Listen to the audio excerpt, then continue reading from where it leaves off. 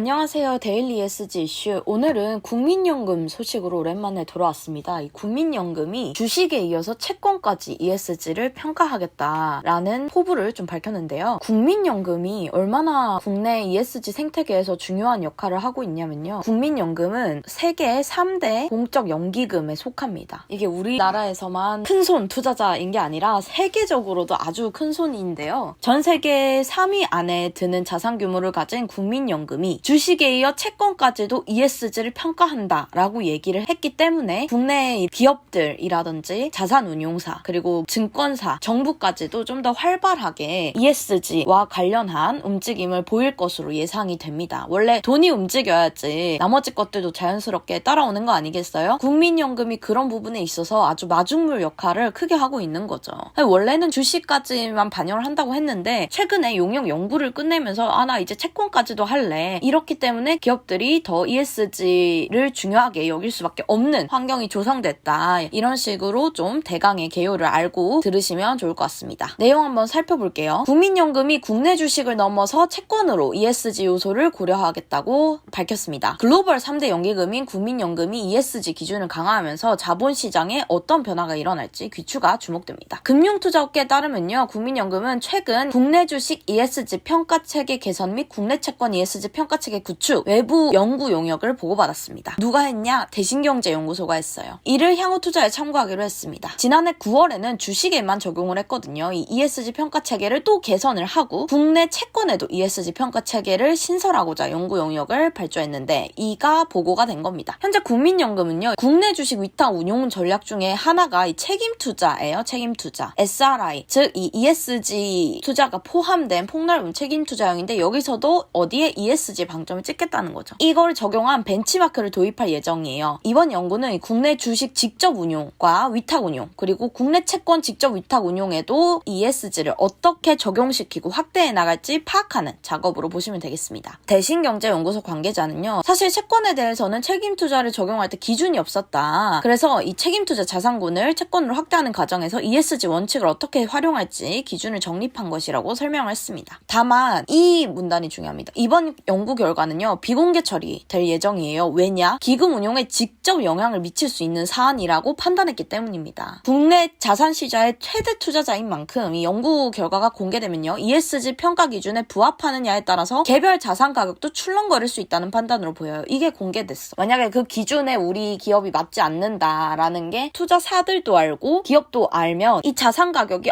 국민연금 빠질 수도 있대라는 얘기가 돌면서 출렁거릴 수도 있다는 판단을 한 거죠. 왜냐? 국민연금이 국내 주식 그리고 채권에서도 가장 많은 종목을 보유하고 있기 때문입니다. 이 채권까지 ESG 자체를 적용하는 건요. 책임투자 활성화 방안의 후속 조치입니다. 이 문단에서 보셔도 알 수 있겠지만요. 공적 연기금이 이런 ESG의 활성화를 위한 마중물 역할을 굉장히 톡톡히 한다는 걸 알 수 있어요. 국민연금은요. 이 그간 주식에 대해서는 책임투자를 강조하면서 ESG 평가 체계를 도입하고 평가 결과에 대한 투자 배제나 적극적 주주권 행사 등을 활용해왔습니다. 그러나 이제 채권에 대해서는 평가하지 않았는데 이번 영역으로 전통적인 국내 투자 자산은 모두 ESG 평가 대상에 포함됐습니다. ESG 요소를 평가하는 게 굉장히 어려워요. 제가 며칠 전 데일리 ESG에서도 말씀을 드렸듯이 만약에 LG화학에서 사고가 났어요. 그럼 LG화학이 그냥 나쁜 기업이라고만 볼 수 있을까요? 얘네가 나빠 이러면서 투자금을 빼는 선택을 할 수 있을까요? 여러 이 화재 사건에 있어서도 누가 잘못했는지 여부가 있을 거고 시스템이 잘 가동됐는지에 대한 여부도 있을 거고 그럼 이게 지속적인 거냐 아니면 정말 이벤트 한 번인 거냐에 대한 것도 있을 거잖아요. 이런 것들을 종합적으로 고려해야 될 게 뭐 화재뿐만 아니라 이 환경 부분에서도 온실가스 배출을 얼마나 하는지 탄소 배출권, 탄소를 감축하기 위한 노력을 얼마나 하고 있는지 시설을 친환경 설비로 바꿨는지 어느 정도 기여할 진정성을 보이는지 사회 영역과 관련해서도 종업원들을 얼마나 존중하고 있는지 인권 침해가 일어나진 않는지 적정 수준의 월급을 주고 있는지 복지는 괜찮은지 지하 관련해서도 이 이사회가 이 오너로부터 독립돼 있는지 감사가 잘 진행되고 있는지 등등등 이런 요소들을 하나하나 평가를 해야 되기 때문에 연구 용역까지 진행한 겁니다. 그리고 이런 것들이 사실 어렵잖아요. 뒤져보기에 누가 이걸 하나하나 다 보고 있겠습니까? 그런데 이제는 그걸 해야만 하는 시대가 온 거예요. 그 마중물을 열어준 게 국민연금이고요. 이제 국민연금을 시작으로요. 기업들도 그리고 투자자들도 이 자금도 ESG의 방향으로 움직일 겁니다. 근데 사실 제가 지금까지는 우리 동학개미 같은 동병상련의 입장으로서 동학개미들의 입장에서 이 ESG를 좀 어떻게 바라봐야 하는지, 개인 투자자들이 어떻게 좀 고려하면 좋을지 이런 좀 개념적인 측면, 그리고 우리가 뭐 투자에 ESG가 어떻게 영향을 미칠까 이런 측면에서 소개를 해드렸다면요, 이 국민연금이 속한 이 공적연기금 이런 큰손 투자자들의 움직임은 예측을 할 수가 없습니다. 아주 빠른 속도로 진행되고 있어요. 그리고 결국 이 공적연기금이 주식 투자 판을 바꿔놓을 겁니다. 기업들도 거기에 맞춰서 대응해야 되고요. 우리 같은 이런 개미 투자자들도 이 ESG의 흐름을 알아야 된다는 거죠. 여하튼 국민연금의 기금 자산을 볼게요. 얼마? 총 772조 원입니다. 이 가운데 국내 주식은 보세요. 139조예요. 139조. 지금 동학개미들이 다